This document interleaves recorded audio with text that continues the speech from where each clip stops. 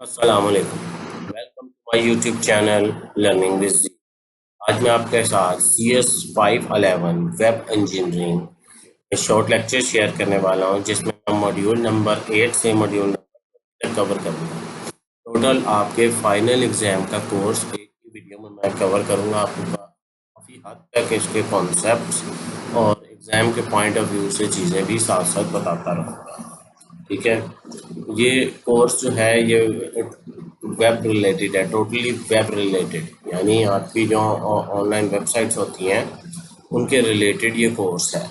आगे उसके इंजीनियरिंग का मतलब यह है कि उसके अंदर जितनी भी सारी चीज़ें हैं आपके वेब डेवलपमेंट नहीं, वेब को चलाने के लिए, चलने के लिए, जब आपकी वेबसाइट चलती है उसे चलाया जाता है तो वो सारा काम कैसे होता है। आइए उसमें देख लेते हैं कि सबसे पहला टॉपिक है इंटरनेट प्रोटोकॉल, जिसको हम शॉर्ट में आईपी बोलते हैं। ये आपका इंटरनेट का प्रोटोकॉल है, जिसके ऊपर इसके आप फॉर्मल डेफिनेशन देख लें जो उसने बाद लिखी है। These protocol have been implemented in every operating system, make fast web development possible.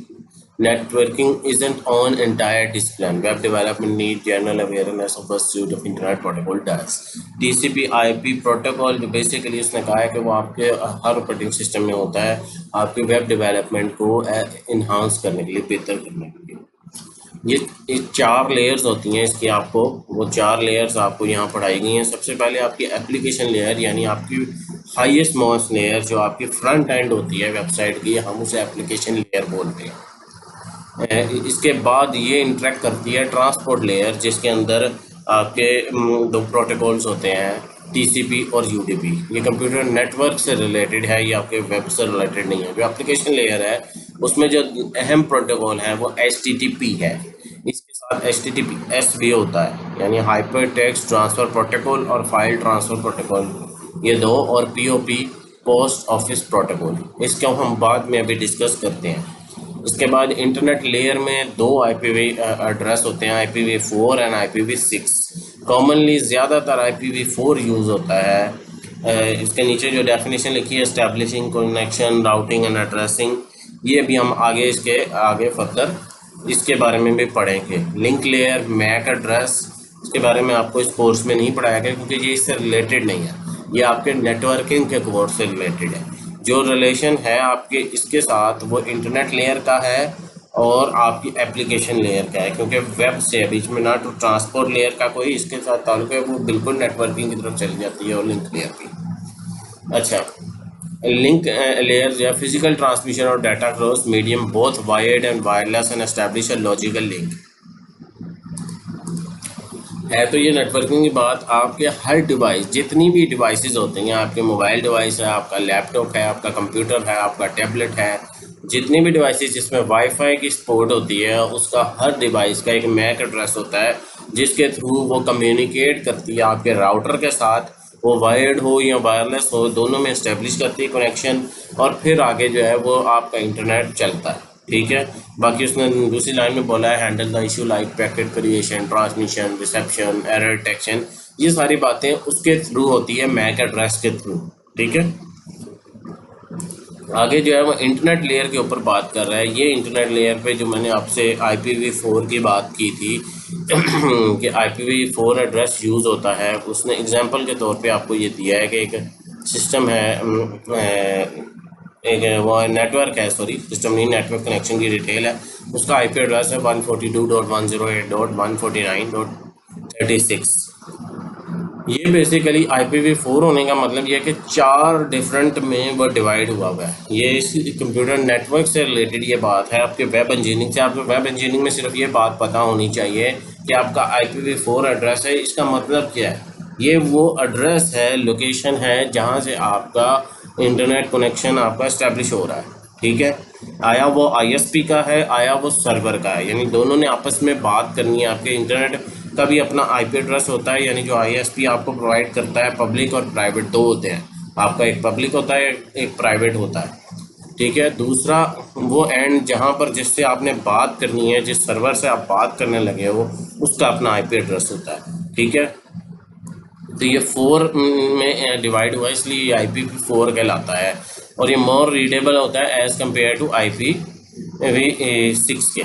इसको फाइंड करने के लिए आप CMD ओपन करें, ipconfig आप कमांड लिखेंगे तो ये आपको जो है वो आपका IP एड्रेस आपको शो हो जाएगा। IPv4 एड्रेस के सामने जो है यहाँ पर आपका अपना IP एड्रेस आएगा। ये तो उसने एक डमी जस्ट एन एग्जांपल दी हुई है, ठीक है। आपको 2 IP एड्रेस आएंगे, यहाँ पर IPv आपका प्राइवेट एड्रेस आएगा, पब्लिक नहीं आएगा, ठीक है। उसके बाद हम जो कंपोनेंट है नेक्स्ट IP एड्रेस के अंदर उसने कहा है कि IPv4 इसलिए 2⁻32 होता है, ठीक है। जैसे मैंने आपको बताया कि 32 बिट किस तरह से 4 हैं 8 बिट के सारे, ठीक है। इसी तरह IPv6 के अंदर कितने होते हैं, 8 होंगे 16 बिट के सारे, ठीक है। ये इस तरह से हमारे पास 5-5 का कम्बिनेशन जो है वो बन के ये सारे 8 बनते हैं, ठीक है। ये कैलकुलेशन है IPv4 और IPv6। उसके बाद ट्रांसपोर्ट लेयर में आपका बेसिकली डाटा जो है वो ट्रांसफर होता है। ये आपने नेटवर्किंग की बेसिकली मैंने आपको बार बार कंप्यूटर नेटवर्क की बात कर रहा हूँ, ये आपने उस सब्जेक्ट के अंदर पढ़ा होगा। ACK1 और 2 और जब 3 या 4 ये क्या चीज़ होती है। इवेंचुअली जब आप कम्युनिकेट करते हो एक कंप्यूटर से दूसरे कंप्यूटर से, तो वो कैसे मैसेज पास होता है बगैर एरर के, कैसे जो है वो मैसेज आपका TCP और UDP दोनों जो प्रोटोकॉल है वो यूज़ होके आपका जो है वो मैसेज पास होता है। ACK का मतलब क्या है, acknowledgement must be receive back, यानी उसने जो मैसेज भेजा उसने आगे से उसने कहा कि मुझे रिसीव हो गया दूसरे कंप्यूटर ने, फिर उसने वापस भेजा कि हाँ जी मुझे ये रिसीव हो चुका है, रिसीव करके वापस भेजता है, ठीक है। नेक्स्ट इसके बाद है जी HTTP hyper text transfer protocol is use for web communication. Website में जितनी भी वेबसाइट की कम्युनिकेशन होती है ऑनलाइन, आप www. लिखते हो, उससे पहले आप देखते हो HTTP लिखा होता है या HTTPS लिखा होता है। गूगल ने ये चीज़ मस्ट कर दी हुई है कि कोई भी वेबसाइट HTTPS के बगैर ब्राउज़ नहीं हो सकती, ठीक है। तो हम HTTPS://www लिख दें या ना लिखें, उसके बगैर ही अगर आप लिख दें अपनी वेबसाइट का नाम डायरेक्टली, तो फिर भी वो ओपन कर देता है क्योंकि उसको पता है कि वो प्रोटोकॉल फॉलो कर रहा है, ठीक है। SSH वही बात है, दूसरी बात जो मैं कर रहा था सिक्योर वाली, सिक्योर प्रोटोकॉल जब हम यूज़ करते हैं तो उसका क्या मतलब है, secure shell protocol allow remote command line connection to, sorry SSH जो है वो जो है ये और चीज़ है थोड़ी सी, ये आपकी सर्वर साइड के थ्रू आ जाती है सर्वर साइड पे, कि आपने जो एक जगह से कम्युनिकेट करना है दूसरी जगह। अभी तो आप ग्राफिक यूज़र इंटरफेस की बात कर रहे थे ऊपर कि आपने वेबसाइट का नाम एंटर किया। दूसरा तरीका कार ये है कि आप शेल के थ्रू, कमांड लाइन इंटरफेस के थ्रू आप एक जगह से दूसरी जगह कम्युनिकेट कर सकते हो, वो SSH के थ्रू करते हो, ठीक है। अच्छा, उसके बाद है जी एप्लीकेशन लेयर प्रोटोकॉल के बाद जो है वो FTP है, फाइल ट्रांसफ़र प्रोटोकॉल।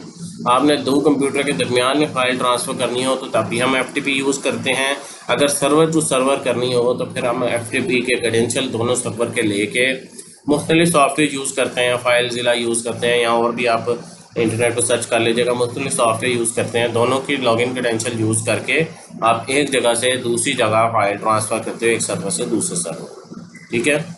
उसके बाद आगे है POP, IMAP एंड SMTP, तीनों की बात हो रही है। ये तीनों आपके ईमेल रिलेटेड प्रोटोकॉल हैं। आपने ईमेल ट्रांसफ़र करने के लिए POP होता है, पोस्ट ऑफिस प्रोटोकॉल।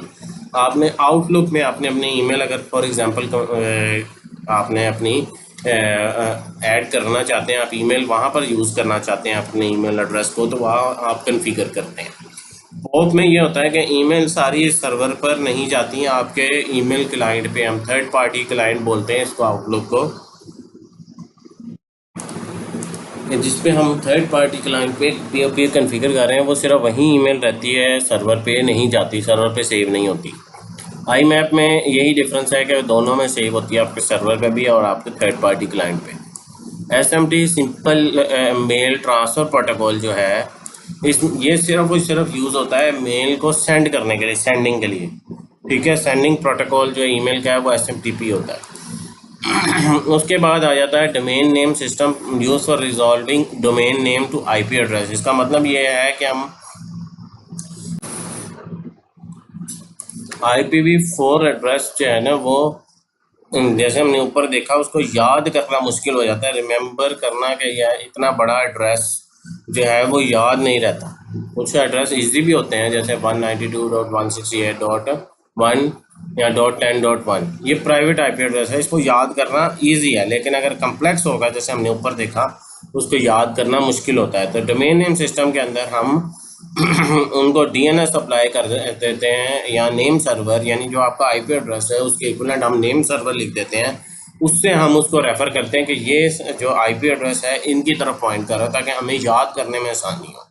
ठीक है, अगले मॉड्यूल की तरफ चलते हैं जिसमें हम ये डिटेल में इस बारे में बात करेंगे। मॉड्यूल नंबर 9 में डोमेन नेम सिस्टम की बात हो रही है।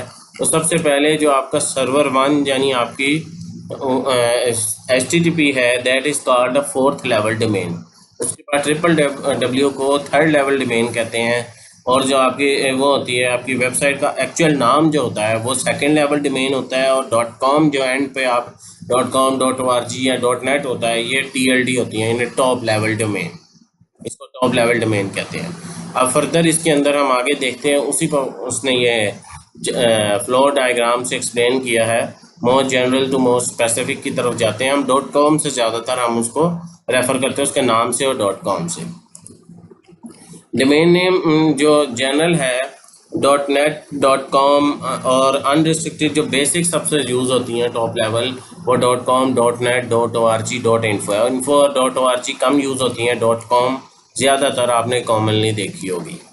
फिर स्पॉन्सर्ड जो गवर्नमेंट लेवल .gov .edu, जैसे आपकी वर्चुअल यूनिवर्सिटी की वेबसाइट है vu .edu.pk, तो vu उसकी डोमेन है मेन।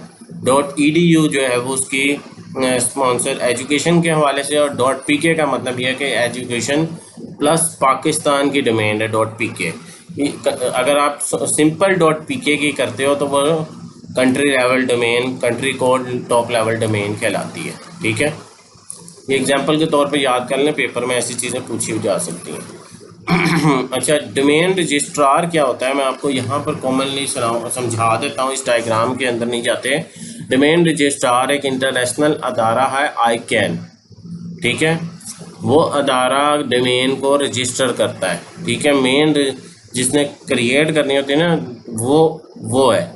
उसकी कुछ रिक्वायरमेंट है कि डोमेन कैसी होनी चाहिए, क्या नाम होना चाहिए, वो ऑलरेडी डोमेन रजिस्टर ना हो, .com में हो, उसकी एक्सटेंशन ठीक हो, TLD जो है वो बिल्कुल ठीक हो, तब वो डोमेन रजिस्टर होती है।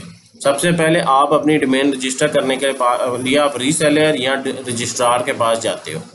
अब रजिस्ट्रार वो है जिसने डोमेन रजिस्टर करनी है, ICANN की पॉलिसी को फॉलो करके उसने आपकी डोमेन रजिस्टर करनी है। वो आपका नाम, एड्रेस, ईमेल और आपने उसको पेमेंट करनी है। रीसेलर वो होता है जो आपको रजिस्टर करके आगे डोमेन सेल करता है।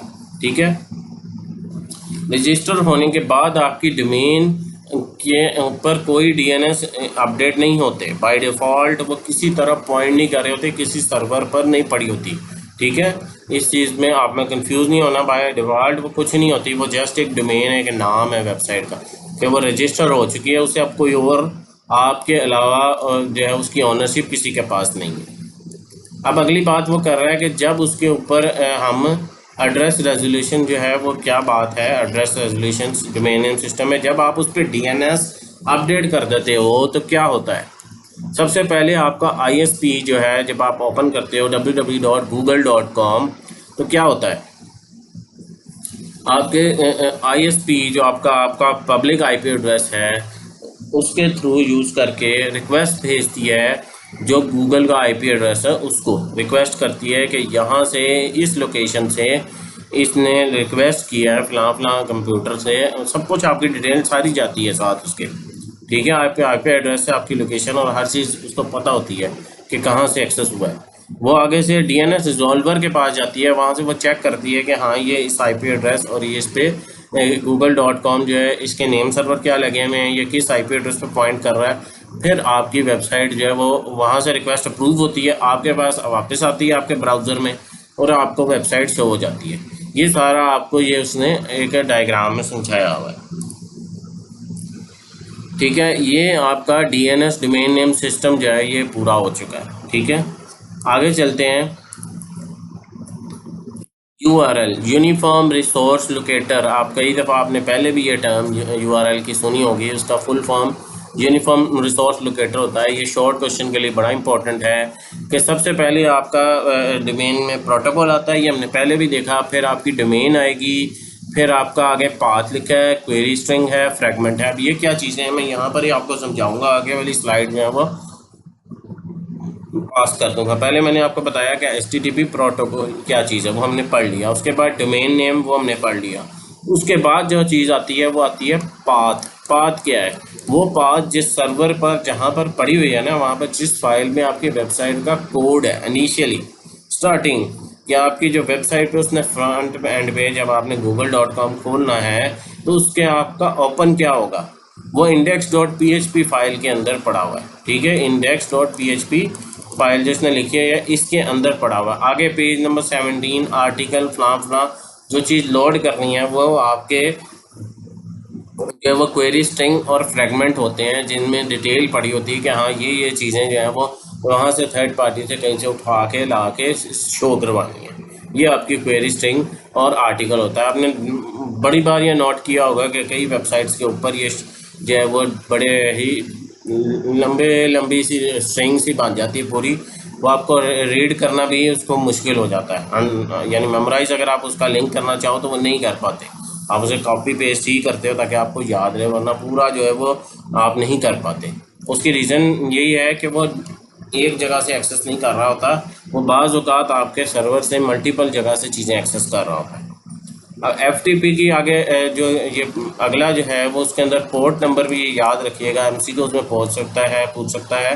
22 पोर्ट नंबर होती है। नॉन SSL यानी आपके नॉट सिक्योर जो FTP है वो 21 है, सिक्योर जो है वो 22 है। ठीक है, इसी तरह आपकी जो HTTP है उसकी पोर्ट नंबर 80 होती है या 8080 होगी, और जो HTTPS की होती है वो 443 होती है। 443 फॉर सिक्योर और 22 FTP की, ये याद रखिएगा, पेपर में पूछ सकता है। ये क्या है?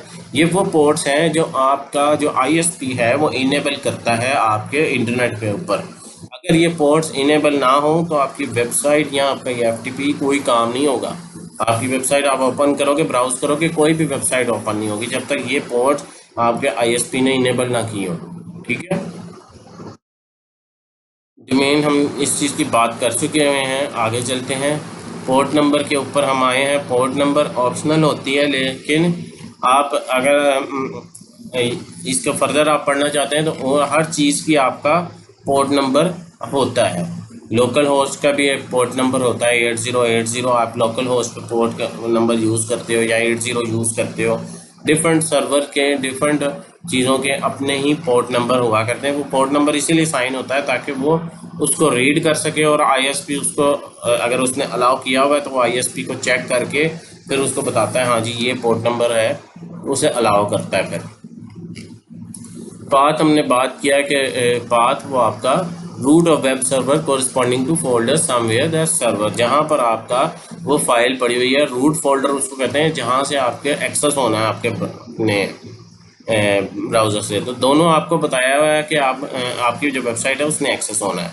लिनक्स सर्वर से आपका var www HTML होता है, या फिर आपका जो IIS सर्वर है, विंडोज सर्वर है, उससे हम www रूट के फोल्डर से एक्सेस करते हैं। ठीक है, पाथ ही ऑप्शनल होता है, इसे आप चेंज भी कर सकते हैं। बाय डिफ़ॉल्ट वही पाथ होता है। ठीक है, और बाय डिफ़ॉल्ट index.php फाइल होती है जो लिनक्स सर्वर के ऊपर बाय डिफ़ॉल्ट रीड होती है, वो इंडेक्स फाइल है।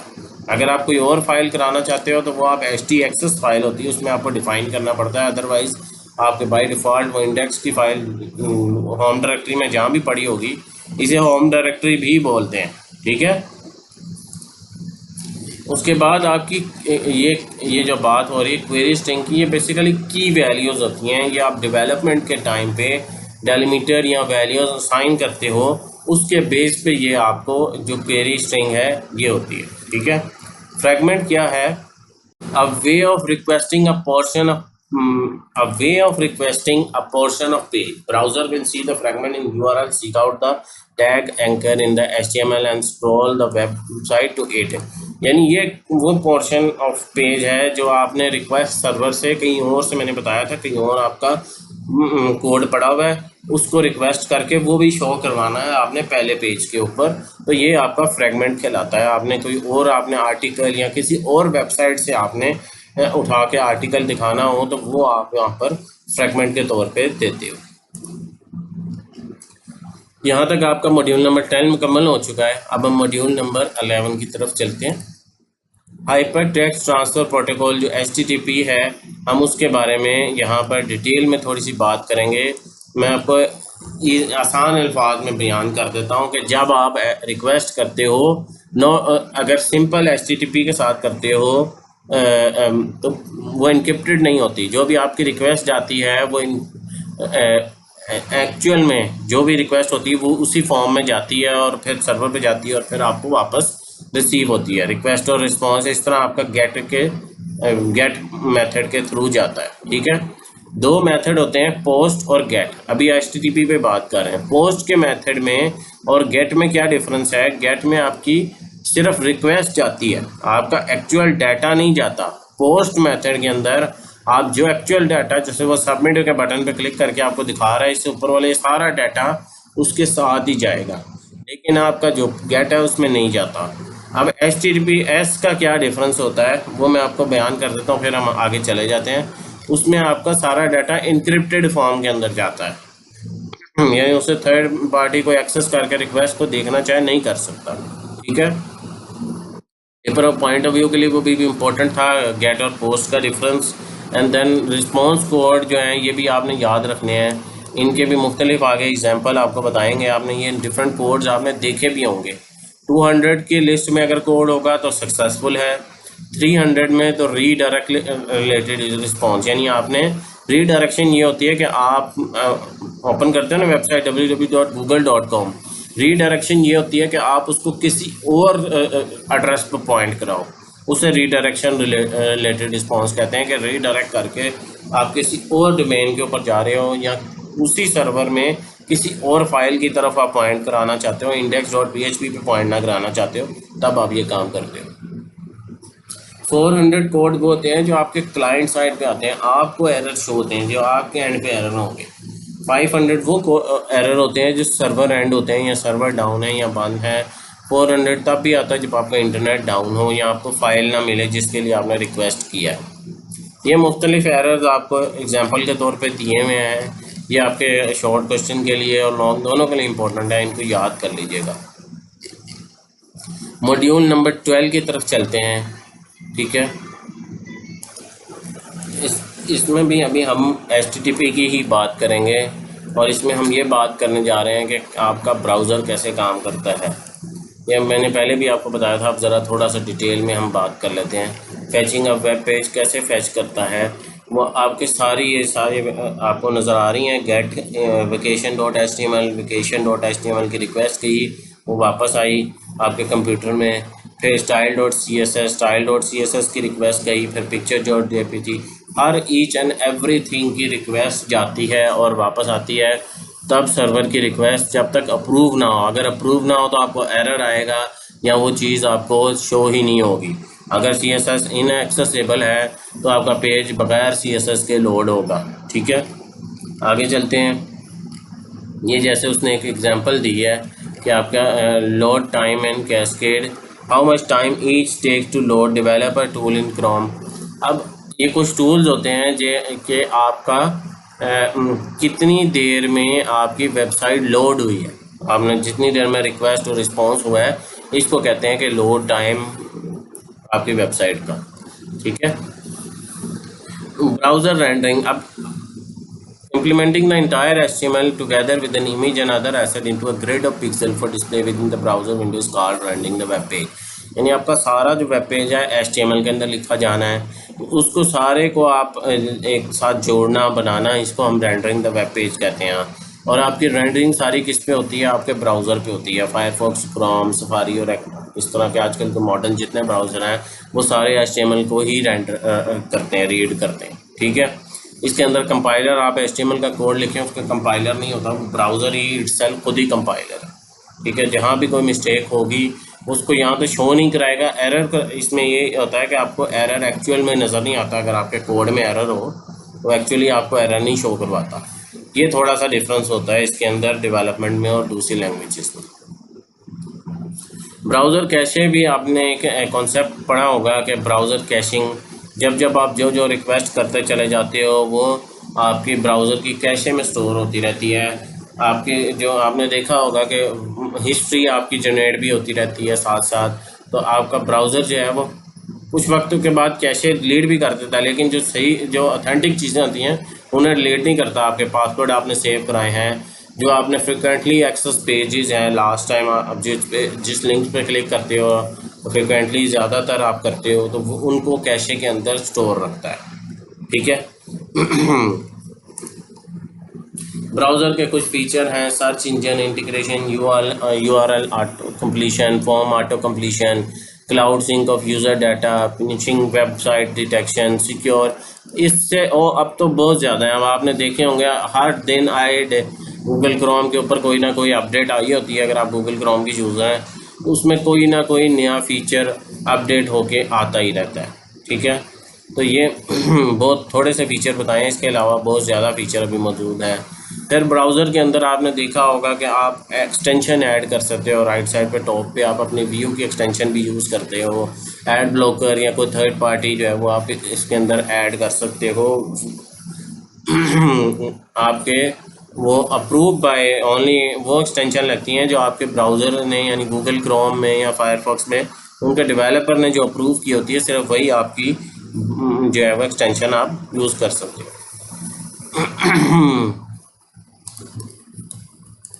इसमें कुछ डेवलपर के लिए भी है, लाइट हाउस या रिएक्ट डेवलपमेंट टूल्स, ये भी आपके पेपर में भी पूछा जा सकता है इसके बारे में। ठीक है, अब वेब सर्वर, सारी बातें जो हम कर रहे थे वो यहाँ तक आने के लिए कर रहे थे कि एक वेब सर्वर क्या होता है। हमने IP के बारे में पढ़ा, आपने डोमेन नेम सर्वर के बारे में पढ़ा। ये सारी बातें हमने पढ़ी इसीलिए कि आप एक वेब सर्वर के ऊपर आ सको कि वेब सर्वर क्या है। Web server is nothing more than a computer that response to HTTP request, यानी एक सर्वर कुछ भी नहीं, एक कंप्यूटर ही होता है जो कि HTTP रिक्वेस्ट देता है। Real world web server are often more powerful than your own desktop computer. Powerful तो होते हैं, जाहिर सी भाई इन्होंने मल्टीपल वेबसाइट्स को एक वक्त में रन करना होता है, तो ये पावरफुल तो बहुत ज़्यादा होते हैं आपके नॉर्मल कंप्यूटर से। वेब एप्लीकेशन के अंदर वेब सर्वर के अंदर एप्लीकेशन स्टैक होता है to run the website. Operating system web server का कुछ सॉफ्टवेयर होता है, उसके अंदर डेटाबेस, स्क्रिप्टिंग लैंग्वेज और डायनामिक रिक्वेस्ट के लिए भी मौजूद होती है। ठीक है, यानी आपका PHP का कोड है या कोई भी ASP का कोड है तो उसके लिए कंपाइलेशन के लिए आपके ये आपकी बात हो रही है, स्क्रिप्टेड लैंग्वेज मौजूद होती है। एप्लीकेशन स्टैक में आपका लिनक्स ऑपरेटिंग सिस्टम होगा, अपाची वेब सर्वर होगा, फिर माइस्क्ल डेटाबेस और PHP स्क्रिप्टिंग, एक ये आपको एप्लीकेशन स्टैक बताया गया। बाकी स्टैक जो है वैम, VIS, मीन, मर्न, ये मॉडर्न आपके आजकल जो यूज़ होते हैं ये वो इनके बारे में। इसमें से एक की एग्जांपल उसने आपको दी हुई है। पहले ऑपरेटिंग सिस्टम की देख लेते हैं। 3 किस्म के बेसिक ऑपरेटिंग सिस्टम है, इसके अलावा और भी मौजूद हैं, लेकिन जो बेसिक ज़्यादातर यूज़ होता है वो सर्वर में लिनक्स होता है, मैक होता है और विंडोज़ यूज़ होता है। ठीक है, ये नॉर्मल आपकी विंडोज़ नहीं होती, ये विंडोज़ सर्वर है, ये आपके नॉर्मल विंडोज़ की तरह नहीं होता। ठीक है, वेब सॉफ्टवेयर अपाची, ये IIS जो है ये विंडोज़ का है, NGIX में भी ये मैक का हो। इसके अलावा भी और सर्वर भी मौजूद हैं और वेब सर्वर्स के सॉफ्टवेयर भी मौजूद है। CentOS हो गया, ये इसके अलावा भी आप सर्च करेंगे तो आपको रेड हैट का, एंटरप्राइजेस का भी है, लिनक्स की आपको और भी मिल जाएंगी। इंट्रोडक्शन टू वेब सर्वर्स में डेटाबेस MySQL, PostgreSQL, ये मुख्तलिफ SQL हैं, ये भी पेपर में पूछे जा सकते हैं, इनको भी याद कर लें। मुख्तलिफ डेटाबेस सॉफ्टवेयर मौजूद हैं उसके ऊपर। ना सिर्फ database software, database management systems भी मौजूद हैं होते हैं आपके सर्वर के ऊपर। ठीक है, अच्छा, उसके बाद हम देख लेते हैं कि क्या है scripted language PHP, ASP, Python, Node.js. जो लिनक्स है ज़्यादातर उस पर PHP की सपोर्ट होती है, जो विंडोज़ है उस पर ASP.NET है। और आजकल अब जो कोर .NET आ गया हुआ है उसके अंदर आप PHP, ASP, पाइथन, नोड.js सबका आप कोड उसमें कर सकते हो। सबकी जो है स्क्रिप्टिंग लैंग्वेज की जो सपोर्ट मौजूद है। ठीक है, यहाँ पर हम मॉड्यूल नंबर 13 भी मुकम्मल हो गया। मॉड्यूल नंबर 14 की तरफ चलते हैं। वेबसाइट का आर्किटेक्चर मैं आपको डायग्राम से समझाता हूँ। दो तरह के आर्किटेक्चर होते हैं, एक 2 टायर होता है और एक 3 टायर होता है। 2 टायर का मतलब ये है कि आपका सारा कुछ वेब सर्वर में ही मौजूद हो, वेब का जो सर्वर है ना उसमें मौजूद होगा। आपका डेटाबेस हो, आपकी वेबसाइट का जो है फाइल्स पड़ी हैं वो सारी आपके वेब सर्वर पे पड़ी हैं। आपका पहला टायर जो है वो वेब ब्राउज़र है। आप ब्राउज़र में ब्राउज करते हो, आपकी वेबसाइट ओपन हो जाती है। ये 2 टायर आर्किटेक्चर है। 3 टायर आर्किटेक्चर के अंदर प्रेजेंटेशन लेयर आपका ब्राउज़र है, फंक्शनल लॉजिक आपकी बैक एंड लॉजिक है, जिसका सर्वर आपका वेब सर्वर अपाची का अलग होता है, डेटाबेस मैनेजमेंट आपका डेटाबेस सर्वर अलग होता है। तो इसीलिए इसको 3 टायर कहते हैं कि तीनों डिफरेंट लोकेशन पे हैं, तीनों को हम कंबाइन करते हैं, तो this is called a 3 tier architecture. ठीक है, यहाँ पर आपका मॉड्यूल नंबर 14 मुकम्मल हो चुका है। लास्ट मॉड्यूल नंबर 15 से 20 तक मूव करते हैं। इसको ज़रा मैं फास्ट फॉरवर्ड करूँगा बिकॉज प्योरली इन 5 मॉड्यूल के अंदर आपको HTML पढ़ाई गई है। HTML hyper text markup language, easiest language. आपने प्रीवियस भी बहुत सारे कोर्सेज के अंदर इसको पढ़ा होगा। इसके अंदर बेसिक कौन कौन से टैग होते हैं आपको मालूम है। HTML के अंदर सबसे पहले आप देख सकते हैं कि HTML का टैग होता है, देन बॉडी का टैग होता है, हेडिंग का टैग होता है। यहाँ जो उसने कुछ बातें बोली हैं वो मैं आपको बता देता हूँ। HTML के अंदर element encompasses the element name with in the angle bracket है। एंगल ब्रैकेट के अंदर जो होता है वो एलिमेंट होता है। फिर एट्रीब्यूट, ठीक है, ये होता है। और हम यहाँ पर जो कोर्स में पढ़े वो HTML5 है। HTML साथ ही HTML जो है वो HTML5 थोड़ी इनहांस वर्जन है, उसका बेहतर वर्जन है, जिसके अंदर हम ग्राफिक्स जो है बेहतर रंग में शो करवा सकते हैं। और काफ़ी हद तक टैग जो है वो अपडेट हो चुके हैं बेसिक टैग से। आपका बॉडी का, आपका स्क्रिप्ट का, आपका डिव का टैग, ये वो बेसिक टैग्स हैं जो आपके प्योरली आप यूज़ करते आए होंगे। P फॉर पैराग्राफ, हेडिंग, आपने स्पैन का टैग, ये मुख्तलिफ़ किस्म के टैग्स ज़रूर इस्तेमाल किए होंगे। ये मॉड्यूल आपका इसी के ऊपर बेस करता था। अब कॉमन HTML के जो टैग्स हैं उनके ऊपर डिटेल में बात हो रही है। टाइटल का टैग फॉर टाइप पेज के टाइटल शो करने के लिए, पैराग्राफ वेबसाइट का पैराग्राफ वेबसाइट पे कोई पैराग्राफ टाइप करने के लिए। डॉक टाइप HTML इज़ कि आप पता है कि आपको वेबसाइट आपका जो कोड है उसको स्टार्ट करने के लिए, और खाली आप /HTML लिखो तो वहाँ पर आप एंड करते हो HTML के कोड को। ठीक है, ये उसने जैसे आपको एक एग्जांपल के तौर पे दिखाया है कि कैसे आपका ये सारा काम होता है। हेड और बॉडी का टैग जो है ये मेन टैग है। हेड के टैग में जो चीज़ें लिखी जाती हैं वो पेज पे शो नहीं होती, वो आपके एक्स्ट्रा चीज़ें होती हैं जो आपने इस्तेमाल करनी होती हैं। जैसे टाइटल हो गया, आपका मेटा चार सेट इंफॉर्मेशन हो गई, आपने लिंक का टैग, कोई आपने CSS को थर्ड एक्सटर्नल CSS यूज़ करनी है, या फिर आपने कोई स्क्रिप्ट लिखी है जावास्क्रिप्ट की, किसी यहीं पर लिखनी है तो तब भी आप लिख सकते हो। यहाँ आपने किसी और फाइल में लिखी है तब भी आप स्क्रिप्ट टैग में लिख सकते हो। ये आपको एग्जांपल आपको शो हो रही है नीचे, आप इसको देख सकते हैं।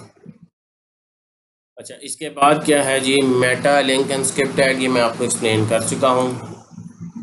आगे चलते हैं, आपको और डिटेल में एग्जांपल दी है। इमेज का टैग बताइए, ये वो सारी बातें हैं जो आपने ऑलरेडी पढ़ी हुई हैं, जिनको आप इंटरनेट से जाके देख भी सकते हैं। कोई इसमें कोई नई चीज़ नहीं बता रहा हूँ आपको। HTML के CSS कैसे इंक्लूड करते हैं पेज में अपनी। हेडिंग का टैग H1 से H6 तक होती है। कुछ इन लाइन होते हैं जो सिंगल एक लाइन के ऊपर लिखने हो, यानी एंकर टैग हो गया, BR लाइन ब्रेक हो गया, फिर small, span, strong, time etcetera. इस तरह के टैग ये याद कर लें, पेपर में पूछे जा सकते हैं आपसे। शॉर्ट में, लॉन्ग में, दोनों में आ सकता है, MCQs में भी आ सकता है। डिफरेंट टैग का डिफरेंट नाम होता है। लिस्ट के टैग्स हैं, टेबल के टैग हैं, डिव का टैग है, सेक्शन बनाना हो आपने वेब पेज के ऊपर तो हम div का टैग यूज़ करते हैं, ठीक है। उसके बाद इमेज, आपने इमेज को रीड करना हो, इमेज को रीड करके आपने अपनी वेबसाइट पे शो करना हो, उसकी विड्थ हो, उसकी हाइट हो, उसका टाइटल देना हो, ये सारी बातें आप इमेज के टैग के अंदर सार्क SRC यूज़ होता है फॉर सोर्स, ठीक है। उसके बाद मुख्तलिफ आप करेक्टर इन टाइटल यूज़ कर सकते हो, स्पेस के लिए लेस देन साइन, कॉपी का ट्रेडमार्क का साइन, ये सारी बातें आप करेक्टर इन टाइटल्स में यूज़ करते हो, ठीक है। मॉड्यूल नंबर 7 में आपको लिंक पढ़ाया गया है। लिंक का टैग आपके HTML में एंकर टैग होता है, ए का टैग आप उसे यूज़ करते हो, उसे एंकर का टैग कहते हैं, ठीक है। इसमें आप लिंक देते हो कि आपने जो भी आपने नाम लिखा है, आपने लिंक देखा होगा कहीं भी बना होगा वेबसाइट पे, तो आप उस पर क्लिक करते हो तो वो आपको वहाँ पर ले जाता है, ठीक है। इसकी एग्जांपल्स आपको दी गई हैं, ठीक है। सेम डायरेक्टरी, ये भी याद कर लें, लॉन्ग क्वेश्चन में भी आ सकता है, शॉर्ट में भी आ सकता है। कोई एक आपसे वो पूछ सकता है कि चाइल्ड डायरेक्टरी बता दें कि उसका क्या मतलब होता है, सेम डायरेक्टरी, पेरेंट डायरेक्टरी का क्या मतलब होता है, मैं आपको बता देता हूँ। अगर आपने सेम डायरेक्टरी में आप जहाँ आपकी फ़ाइल है और जहाँ पर इमेज फ़ाइल है तो उसे सेम डायरेक्टरी में एक्सेस करना हो तो आप उसका सिर्फ नाम लिखोगे। अगर वो चाइल्ड डायरेक्टरी हो यानी उसके साथ कोई फोल्डर पड़ा है इमेजेस का, उसके अंदर पड़ा है, तो फिर आप इमेजेस का फोल्डर दोगे स्लैश उसका नाम दोगे, ठीक है। उसके बाद आपका अगर वो उसके सब फोल्डर में है यानी CSS के अंदर इमेजेस के अंदर आपका इमेज की फाइल पड़ी है तो फिर आप उसे इस तरह कहोगे। अगर आपने पेरेंट या एंसेस्टर यानी आपने पीछे जाना है, एक फोल्डर आपसे पीछे हो यानी जिस फोल्डर में आप हो उससे पिछले फोल्डर में है तो आपने 2 डॉट डालने। अगर उससे भी पीछे है तो फिर आपने 2 डॉट डाल के स्लैश डाल के 2 डॉट डालने, फिर आप इसको about.html को एक्सेस कर सकोगे। अगर पीछे से जाना है, अगर एक 2 दफ़ा जाना है तो 2 दफ़ा डालोगे, एक दफ़ा जाना है तो एक दफ़ा डालोगे। फिर सिबलिंग डायरेक्टरी, उसके साथ डायरेक्टरी कोई पड़ी हो तो फिर आप उसको ऐसे आप डालोगे, ठीक है। 2 डॉट स्लैश फिर इमेजेस का फोल्डर। रूट फोल्डर हो, अगर ये रूट पे पड़ा हुआ है, होम डायरेक्टरी पे पड़ा हुआ है तो फिर आप पहले स्लैश लिखोगे और फिर इमेजेस का फोल्डर और फिर बैकग्राउंड। ये फिर रूट पे पहले रूट पे जाएगा, वहाँ पर इमेजेस का फोल्डर देखेगा, उसमें से चेक करेगा, ठीक है। यहाँ पर मॉड्यूल 17 भी मुकम्मल हो गया हमारा। 18 में हमने लिस्ट देखनी है। लिस्ट आप इसको बड़े ही सादे अंदाज में देख लें, कोई डिफ़िकल्टी नहीं है यहाँ पर। ये आपने पहले भी ऑर्डर लिस्ट, अनऑर्डर लिस्ट मुख्तलिफ कोर्सेज के अंदर पढ़ी होगी, बहुत ही आसान है। नेस्टेड लिस्ट का मतलब समझते हो, नेस्टेड का एक लिस्ट के अंदर लिस्ट विद इन लिस्ट, उसकी एग्जांपल भी साथ आपको दे रहा है, आपको कोड भी दिखाया है। फिर डिस्क्रिप्शन लिस्ट यानी ये डेफिनेशन लिस्ट भी इसको कहते हैं बाज़ औक़ात, ठीक है। इसके मुख्तलिफ टैग्स हैं, वो ज़रूर याद कीजिएगा, वो पेपर में आपके आ सकते हैं। अब semantics in HTML, semantic tag are use for organising content and labelling the content heading, यानी आपने कोई भी कंटेंट को किसी ऑर्गेनाइज करना है या उनको लेबल करना है, उनको स्पेसिफिक मीनिंग देना है तो आप फिर सिमेंटिक टैग यूज़ करते हो। इसका फ़ायदा क्या है, मेंटेनेबल हो जाता है और एक्सेसिबल हो जाता है। अब ये आपका जो है वो आप कौन सा यूज़ करते हैं, हम यहाँ तो सेक्शन यूज़ करते हैं या हम डिव का टैग यूज़ करते हैं, ठीक है। ये 2 टैग्स हैं जो आपके यूज़ होते हैं यहाँ पर। सेक्शन का मतलब भी यही होता है कि एक ये सेक्शन बना दिया है, जैसे लेफ़्ट साइड पे आपको एग्जांपल दिया है हेडर, हेडर का सेक्शन है, उसमें जो आपने डालना है वो आप हेडर के सेक्शन में डालोगे, ठीक है। उसके बाद आप जो है वो आर्टिकल का सेक्शन बना दिया आपने, उसमें जो डालना है साइड एक्स सेक्शन, जो जो सेक्शन आप क्रिएट करते जाते हो, जो जो उसके अंदर चीज़ें डालना चाहते हो वो उसके हिसाब से आप उसमें ऐड कर सकते हो, ठीक है। ये आपका सिमेंटिक टैग्स होते हैं। फुटर का सेक्शन बना लो, हेडर का सेक्शन बना लो, ये भी आप इसमें बना सकते हो कि अलग हेडर और फुटर का सेक्शन बना लो, उसका नाम रख के भी बना सकते हो। उसको सेक्शन में डालने की, सेक्शन के टैग में डालने की ज़रूरत नहीं होती हेडर और फुटर को, ठीक है। इसको मैं पास ऑन कर देता हूँ। नेविगेशन का टैग फॉर आपने सबसे टॉप पे आपके नेविगेशन टैग होता है, यानी आपने होम पेज का टैग, आपने होम पे जाना है, अबाउट अस है या कोई भी आपने लिंक देना हो, लॉग इन लॉग आउट का आपने देखा होगा, वो नेविगेशन बार में होता है, वो इसे नेविगेशन बार भी बोलते हैं। वो नेविगेशन बार बनाने के लिए हमें नैव का टैग यूज़ करना होता है और उसमें हम ऑर्डर या अनऑर्डर लिस्ट यूज़ करते हैं, ठीक है। मेन का टैग होता है main is meant to contain the main unique content of document, यानी आपका जो मेन आपका जो दरमियान में जो है ना एरिया, वो हम मेन टैग से यूज़ करते हैं। ठीक है, असाइड है, सेक्शन है, आर्टिकल है, ये हमने मुख्तलिफ, ये सारे HTML5 के टैग हैं। ये बेसिक HTML के अंदर जो सिंपल HTML आप पढ़ते आए हैं उसके अंदर नहीं होगा, या कुछ जगह आपको पढ़ाया भी होगा। फिगर का टैग हो सकता है, जहाँ पर आप इमेज डालते हैं, इमेज की जगह आप फिगर का टैग यूज़ कर सकते हो। फिर आपके पास कैप्शन का टैग है। ये मुख्तलिफ वो टैग्स हैं। असाइड हो गया, जो आप पहले नहीं यूज़ करते थे प्रैक्टिकली, लेकिन अब अगर आपने इन्हांस अच्छी वेबसाइट बनानी है, स्मार्ट लुकिंग वेबसाइट, तो आप ये इस्तेमाल कर सकते हैं।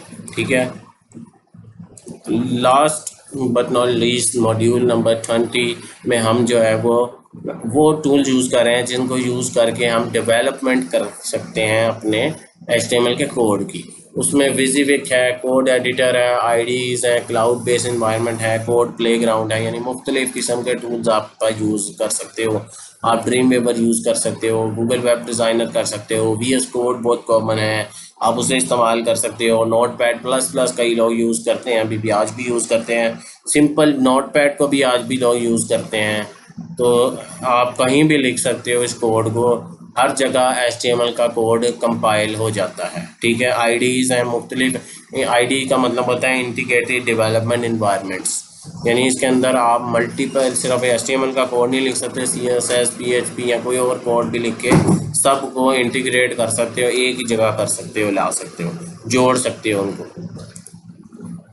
क्लाउड बेस्ड इन्वायरमेंट भी इसके अंदर मौजूद है। टूल कोड प्लेग्राउंड, यानी एक वक्त में वो आपको दिखा रहा है कि आप जावास्क्रिप्ट का भी लिख रहे हो, CSS भी लिख रहे हो, HTML भी लिख रहे हो, तो ये भी आपके पास मौजूद हैं। इस तरह के टूल्स ऑनलाइन भी आप यूज़ कर सकते हैं, ऑफलाइन भी यूज़ कर सकते हैं। ठीक है, तो ये आपके सारा कोर्स हो गया। आपके फाइनल टर्म का एग्ज़ाम के हवाले से ये मैंने कोशिश की थी कि आपको सारे के सारे जो हैं वो कॉन्सेप्ट क्लियर कर सकूं, मॉड्यूल नंबर 8 से लेके मॉड्यूल नंबर 20 तक। उम्मीद है मेरी वीडियो आपको पसंद आई होगी। अगर पसंद आई है तो मेरे चैनल को सब्सक्राइब करें, मेरे वीडियो को लाइक करें, ज़्यादा स्टूडेंट के साथ शेयर करें ताकि वो इससे फ़ायदा उठा के बेहतरीन अपने पेपर की तैयारी कर सकें। मिलते हैं अगले वीडियो में, तब तक के लिए अल्लाह हाफिज़, अस्सलामु अलैकुम।